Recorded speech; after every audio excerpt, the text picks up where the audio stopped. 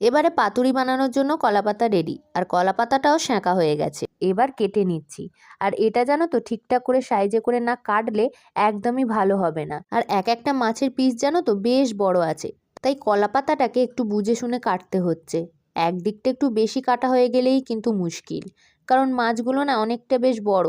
তাই বুঝে শুনে না কাটলে না ঠিকঠাক পিসটা ধরবে না। আর পিসটার সাথে তো একটু গ্রেভিও দেবো। আর শাশুড়ি মাকে জানো তো, কলাপাতা দুটো আনতে বলেছিলাম, কিন্তু শাশুড়ি মা একটা নিয়েই চলে এসেছে।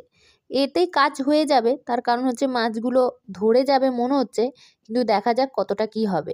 আমি ভেবেছিলাম দুটো কলাপাতা আনলে কলাপাতা দুটোকে একসাথে মাছগুলো দিয়ে মুড়ে দেবো, তারপরে ওইটাকেই তেলের মধ্যে ভেজে নেবো বা ভাপিয়ে নিলেও হতো। আর কলাপাতাটা জানো তো সাইজে খুবই ছোট, কাটার পর দেখছি যেন আরোই ছোট হয়ে যাচ্ছে। আর জানো তো সেঁকার পর না আরোই যেন গুটিয়ে গেছে।